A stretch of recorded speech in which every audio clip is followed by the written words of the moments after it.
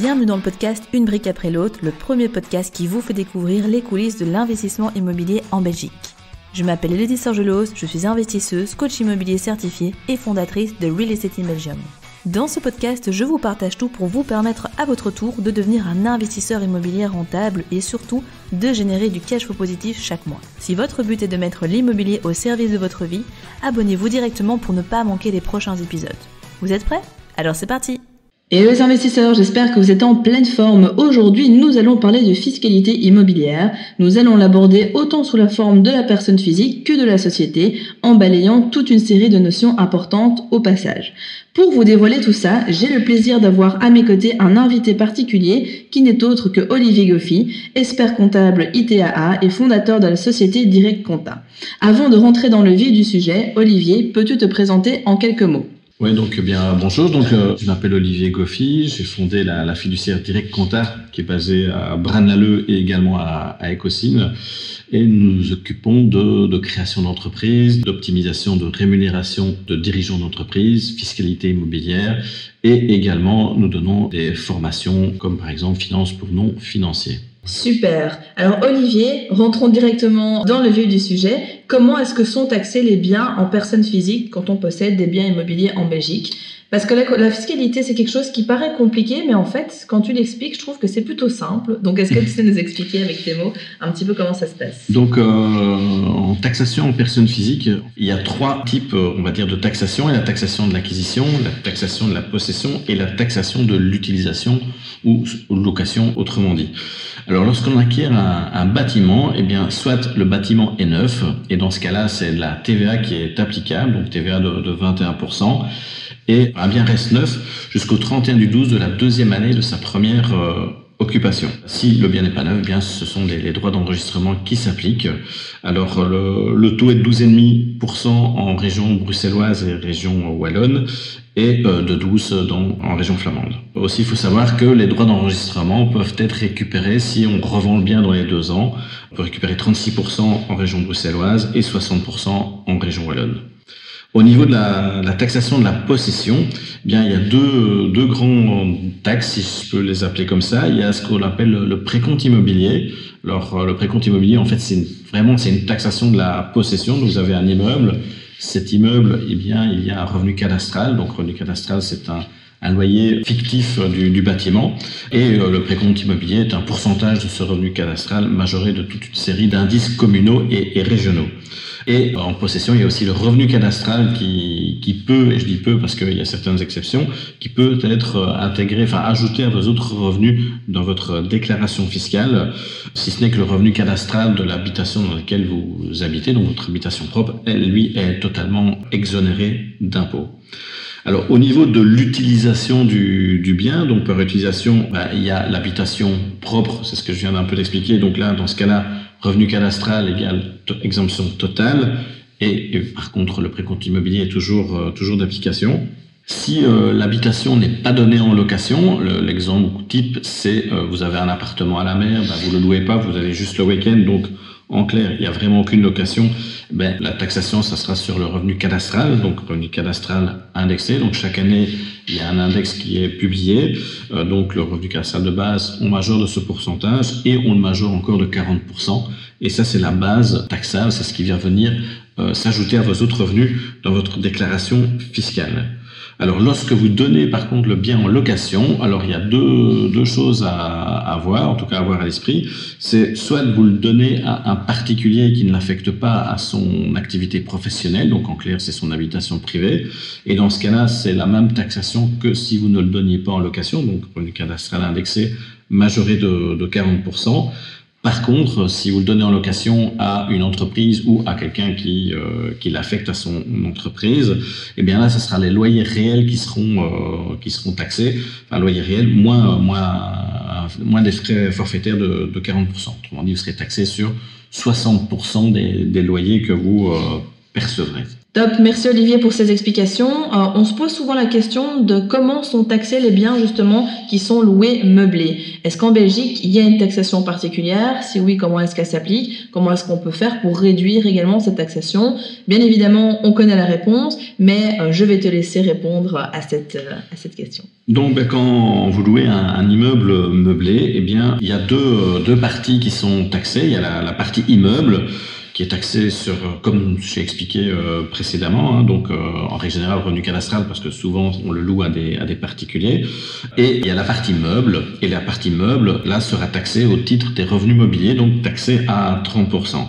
Alors, c'est un peu plus compliqué que ce que je viens de dire. En fait, si vous louez un bien meublé, eh bien, soit faites le split entre la partie immeuble et la partie meuble dans votre bail, et dans ce cas-là, le pourcentage, c'est ce qui est marqué dans le bail, et encore une fois, le revenu des meubles, enfin le loyer des meubles sera taxé au titre de précompte mobilier. Je reviendrai un peu plus sur cette notion.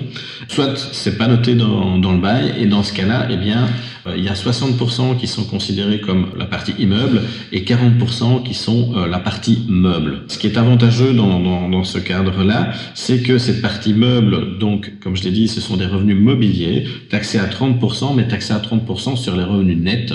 Ce qui veut dire, en fait, que vous pouvez déduire des frais. Et là, il y a un forfait légal de 50%. Donc, ce qui veut dire que si vous louez, par exemple, un immeuble, pas 1000 euros pour dire quelque chose, eh bien, il y a 600 euros qui seront considérés comme la partie immeuble, même si, encore une fois, c'est taxé sur le revenu cadastral si on est dans le cadre d'une location en particulier. Et les autres 40%, donc les 400 euros, ça sera la partie meuble. Et dans les faits, vous serez taxé à 30% sur 200 euros. Pourquoi 200 euros? Parce que 50% de 400, fatalement, ça fait 200 euros. Donc 400 moins 200 euros de frais forfaitaires, bien vous serez taxé sur la moitié. Ou autrement dit, la partie meuble est taxée à 15% si on peut faire un raccourci.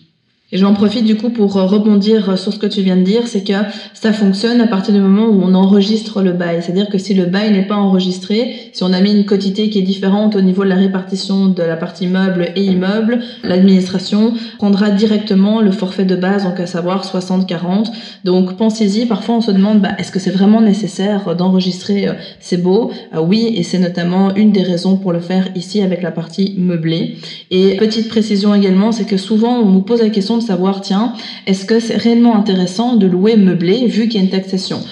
À partir du moment où on apporte une prestation de service supplémentaire, où on apporte de la valeur, notamment quand on fait la location courte durée ou encore de la colocation, etc., ça va avoir un impact sur l'augmentation du loyer qu'on va pouvoir demander. Et justement, quand on regarde cette augmentation de loyer versus la faible taxation qu'on a sur la partie meublée, surtout quand on l'optimise, eh bien, on voit que clairement, c'est intéressant. Donc, à la question, est-ce que c'est intéressant de louer meublé? Je dirais au cas par cas, mais dans la majorité des cas, ça l'est. On a parlé ici beaucoup des biens en personne physique, mais concrètement, comment sont taxés les biens en société? Est-ce que tu peux un petit peu nous expliquer, Olivier? Donc en société, là, c'est très différent. Enfin, en tout cas très différent parce que c'est pas la base de calcul n'est pas le revenu cadastral, mais ce sont les loyers réels moins les frais. Donc vous êtes taxé sur les revenus nets.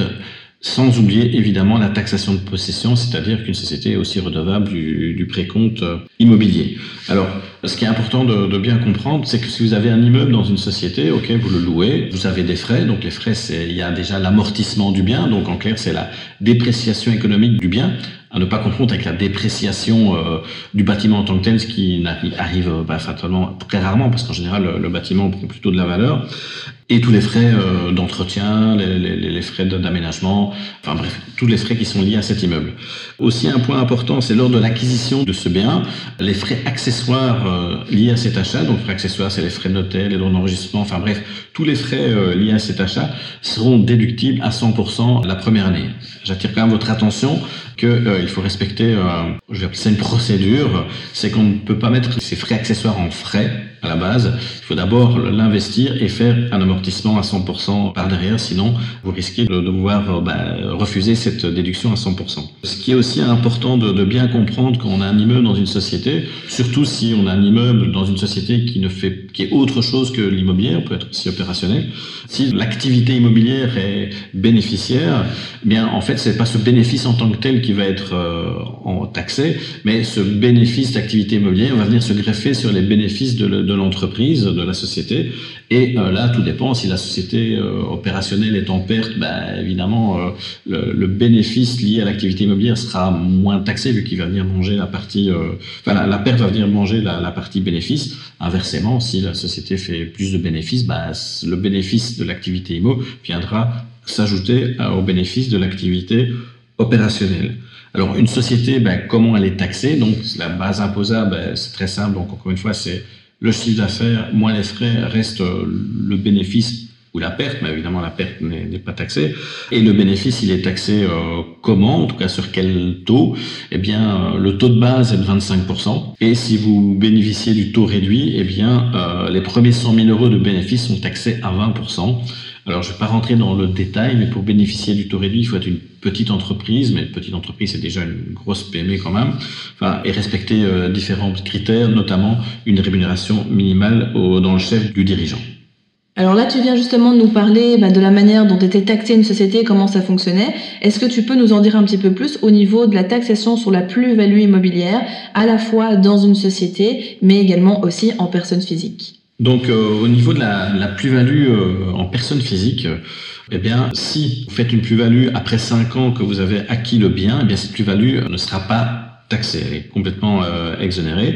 Si par contre vous vendez le bien en déant ces 5 ans, eh bien, le taux d'imposition est de 16,5% sur cette plus-value. Attention que la plus-value, on peut peut-être imaginer que c'est juste la différence entre le prix de vente et le prix d'achat, mais dans ce cadre-là, effectivement, il y a cette notion, mais il y a d'autres choses qui viennent diminuer le montant de la plus-value, donc in fine, 16,5% de un montant assez faible dans tous les cas. Donc clairement, c'est un avantage fiscal en personne physique.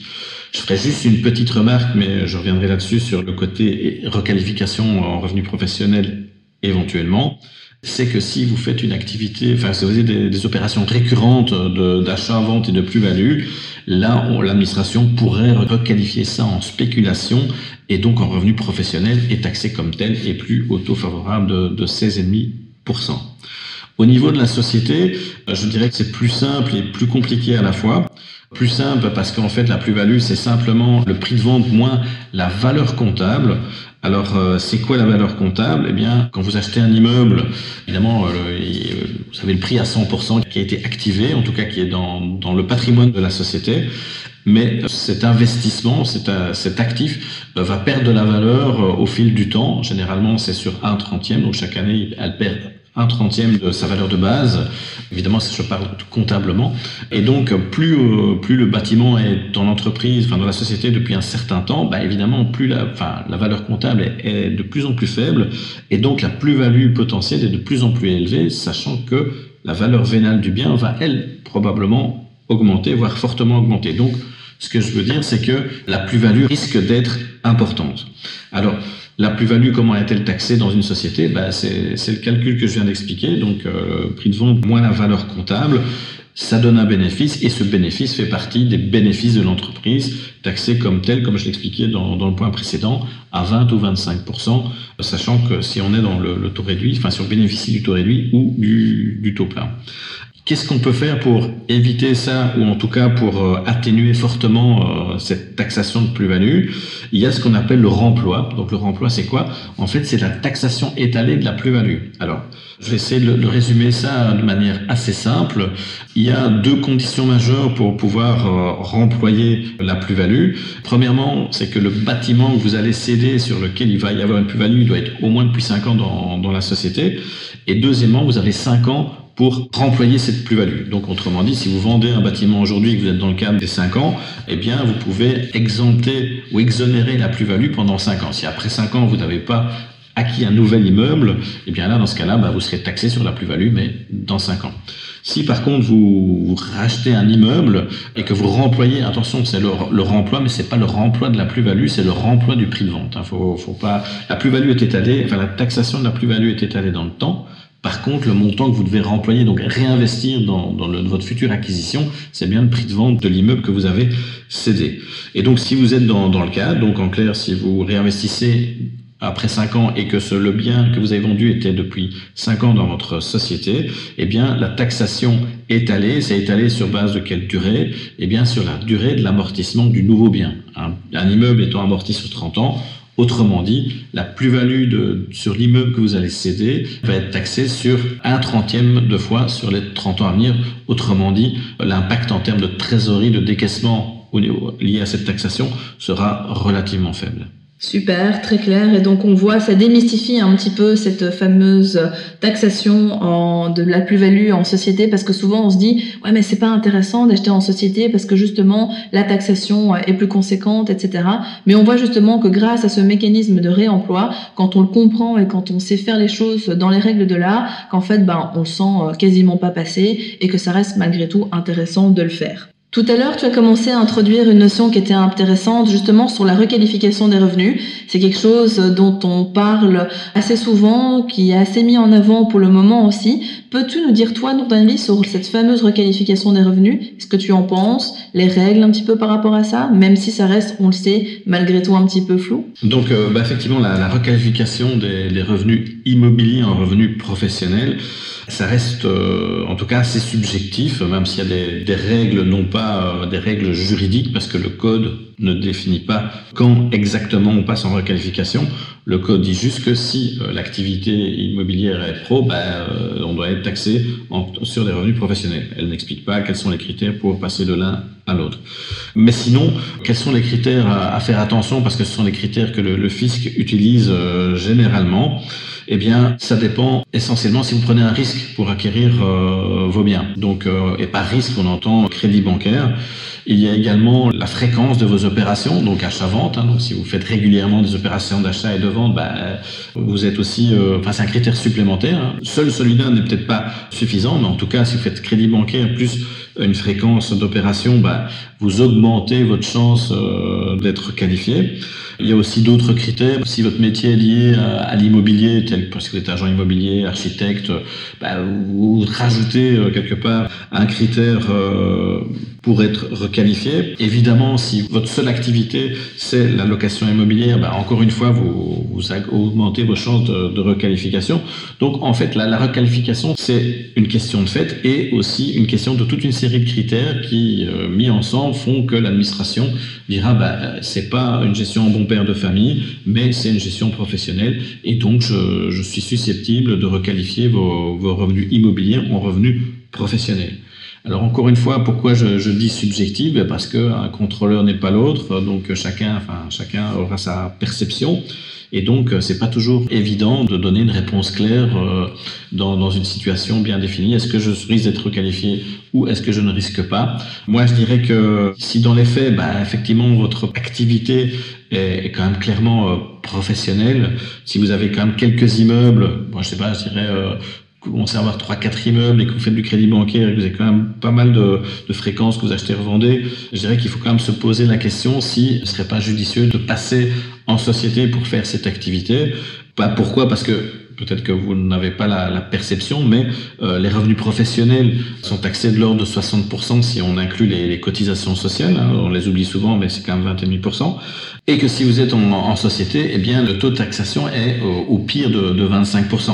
Donc, ça vaut la peine d'y réfléchir, sachant aussi, là, c'est pas spécialement un point fiscal, mais quand vous êtes investisseur particulier, il le dit, il expliquera certainement beaucoup mieux que moi, mais vous allez être limité à un moment ou à un autre par la banque, tandis qu'une société, ça vous laisse quand même plus d'opportunités, plus de facilité de crédit. Après, chacun a sa propre situation et donc il faut vraiment voir au cas le cas, mais une société peut procurer certains avantages au niveau développement patrimonial.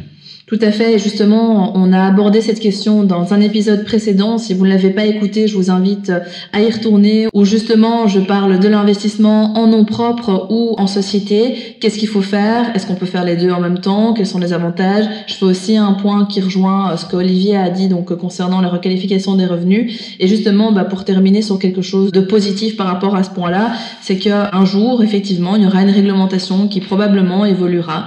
Mais rassurez-vous, tout ne va pas s'effondrer s'effondrer du jour au lendemain et il y aura toujours possibilité de tirer du positif de tout ça. Dans chaque challenge, il y a des opportunités, donc soyez rassurés. Et puis, ça on ne l'a pas mentionné ici, mais vous pouvez toujours introduire un recours. Vous ne devez pas simplement dire « Ok, j'ai eu un avis de requalification, je capitule et on en reste là », mais on peut introduire un recours pour justement justifier ça. Et dans de nombreux cas, on peut gagner ce recours aussi. Donc, il ne faut pas trop paniquer non plus. Et si un jour ça évolue, ou plutôt quand ça évoluera, il y aura des solutions pour pouvoir s'en sortir. Et puis, je rajouterai aussi, c'est qu'effectivement, on peut contester la requalification, ça c'est très clair.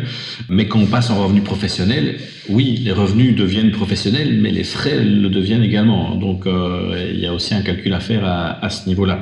Donc, on ne sera plus dans le cadre de loyer moins 40% de frais forfaitaires, mais on pourrait être si en tout cas on loue à une entreprise, mais on peut être le loyer moins les frais réels, comme si c'était une société. Donc, c'est probablement plus pénalisant d'être taxé en revenu professionnel, mais néanmoins, si on fait tous les calculs, peut-être que l'impact ne sera pas si important quand même. Tout à fait. Merci Olivier pour cette précision rassurante qui était importante d'ajouter.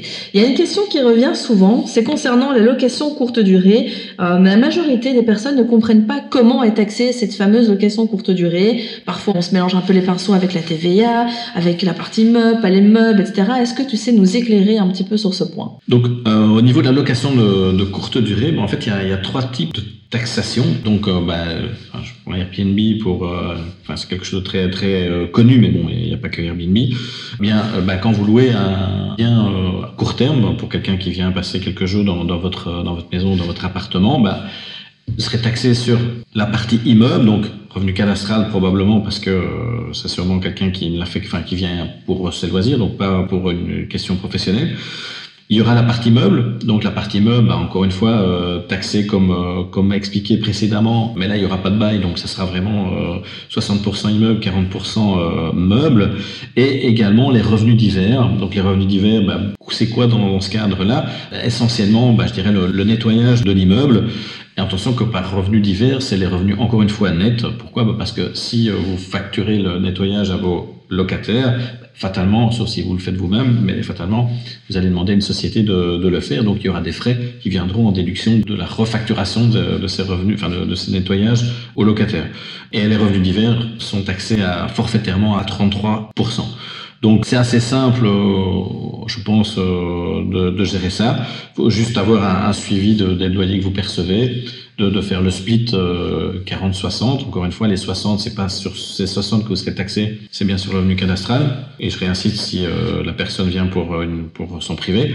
Et les revenus divers, il faut faire un petit compte de résultat. En tout cas, il faut juste faire la différence entre ce que vous facturez et les frais que vous avez occasionnés pour facturer les frais de nettoyage. Super. Et la TVA dans tout ça? Qu'est-ce qui est soumis à la TVA dans la location courte durée? Si tu es dans la location courte durée, tu es vraiment dans la location, donc il n'y a pas de TVA. Top, merci Olivier pour tout le contenu que tu viens de nous expliquer. Alors c'est une introduction à la fiscalité évidemment parce qu'on pourrait en parler des heures. Si les personnes veulent avoir des conseils, veulent passer par toi pour gérer leur comptabilité, etc. ou même ne fût-ce que sur la partie immobilière, voire même business, où est-ce qu'ils peuvent te retrouver? Soit ils peuvent aller sur mon site internet, en www.directcompta.be ou alors m'envoyer un mail à info@directcompta.be ou alors ils peuvent aussi me chercher sur Facebook, encore une fois via Direct Compta ou sur YouTube. Là par contre il faudra taper mon nom donc dans le moteur de recherche YouTube, donc vous tapez Olivier Goffier et vous me retrouverez facilement je pense. Ok, top. Donc en fait on te retrouve partout quoi. Partout. Et LinkedIn aussi. Super. En tout cas, moi, je ne peux que vous recommander Olivier. Pour conclure cet épisode, vous l'aurez compris, en Belgique, la fiscalité immobilière, c'est pas très difficile à comprendre. Ok, au début, ça peut paraître un peu complexe, mais une fois que c'est bien expliqué, on se rend compte que c'est plus facile que ça en a l'air et je pense que vous en avez pu en avoir un bon aperçu aujourd'hui. Attention, toutefois, je le précise, que chaque situation est différente, chaque patrimoine immobilier est différent. En matière de fiscalité, c'est important aussi d'avoir certes des informations générales, mais aussi d'avoir des conseils qui sont spécifiques, avisés par rapport à votre propre situation, car un cas n'est pas l'autre, donc n'hésitez jamais à faire appel à un professionnel, à Olivier, par exemple. Je dis ça, je dis rien, mais pour avoir vraiment un feedback propre sur votre situation. Aussi, j'aimerais du coup vous parler de quelque chose d'important, c'est que si vous souhaitez aller plus loin, maîtriser vraiment de A à Z de toute la partie qui est liée à la fiscalité immobilière en Belgique et à l'étranger, que ce soit par rapport à l'investissement en nom propre, également via des sociétés, voir comment est-ce qu'on peut faire différents montages avec ces sociétés pour avoir une dissociation entre sa société opérationnelle, ses sociétés patrimoniales, etc. Comment optimiser et diminuer ses impôts de manière légale. Olivier et moi-même, on a créé une formation spécifique à ce sujet qui s'appelle la formation Fisca Max. Vous pouvez du coup, si vous le souhaitez, la rejoindre en vous rendant directement dans la description. Vous verrez, c'est une pépite. À ce jour, il n'existe aucune autre formation de ce type en Belgique. On a vraiment mis tout notre savoir là-dedans. Et donc, si la fiscalité, c'est un sujet que vous souhaitez creuser, je ne peux que vous recommander de nous rejoindre à l'intérieur dans la formation Fisca Max. Dans le prochain épisode, nous allons répondre à la question suivante. Est-ce que tout le monde peut vraiment investir dans l'immobilier? Je vous donnerai mon point de vue à ce sujet et surtout ce qu'il est intéressant de faire en fonction de votre situation. Donc soyez au rendez-vous. Bravo, vous êtes arrivé à la fin de l'épisode. Nul doute qu'avec cet état d'esprit, vous accomplirez de grandes choses. D'ailleurs, si vous souhaitez aller plus loin, je vous invite à cliquer dans la description afin de réserver un appel avec un membre de mon équipe pour discuter de votre situation et surtout mettre en place un plan d'action concret pour atteindre vos objectifs immobiliers. En attendant, prenez soin de vous et on se retrouve très vite pour de nouvelles aventures.